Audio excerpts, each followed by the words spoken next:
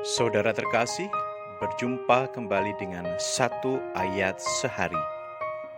Ayat pada malam hari ini diambil dari surat pertama Rasul Paulus kepada Timotius, bab 1 ayat 12. Aku bersyukur kepada Dia yang menguatkan aku, yaitu Yesus Kristus Tuhan kita, karena Ia menganggap aku setia dan mempercayakan pelayanan ini kepada aku.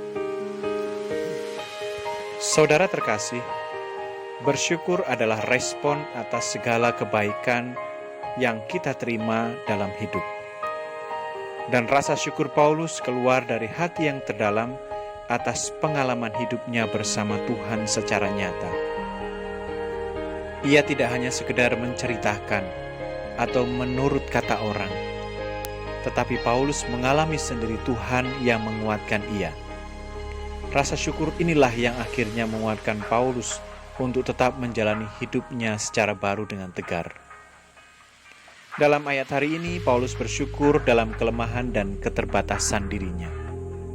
Allah telah mempercayakan pelayanan kepadanya. Dengan kisah kelam masa lalunya, Paulus merasa dirinya tidak pantas dan layak menjadi pelayan Tuhan. Ia adalah penghujat dan penganiaya. Ia adalah orang yang sering menangkap, menyiksa, dan bahkan membunuh para pengikut Kristus dengan mengatasnamakan hukum Taurat. Tetapi kini justru ia dipilih menjadi rasulnya. Allah tidak memalingkan wajahnya dari Paulus. Allah justru mengulurkan tangan kasih-Nya kepada Paulus dan mengangkatnya dari jurang keberdosaan.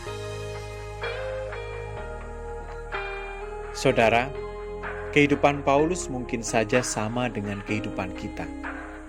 Siapakah kita di hadapan Tuhan?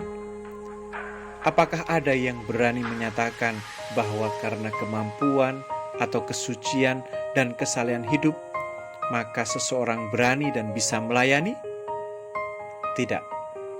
Tuhan memilih orang yang Ia pakai sesuai dengan kehendak dan rencananya.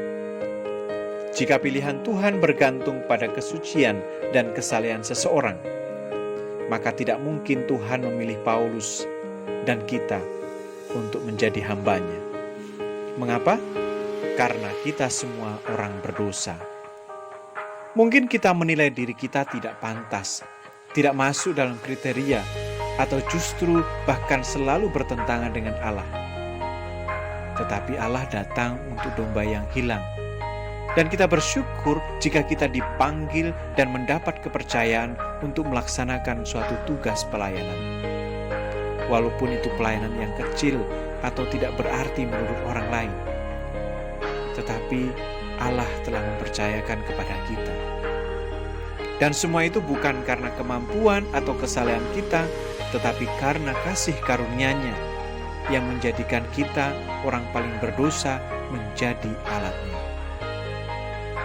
Marilah saudara-saudara kita bersyukur seperti Paulus atas kasih karunia dari Tuhan Yesus. Mari kita berjuang menjadi teladan dan melayani orang lain. Sehingga orang lain yang sama seperti kita, yaitu mereka yang berdosa, menyadari betapa besar anugerah Tuhan dalam hidup mereka. Jangan sia-siakan kasih karunia Allah ini. Maka berilah yang terbaik baginya melalui pelayanan kita kepada Tuhan Yesus dan sesama.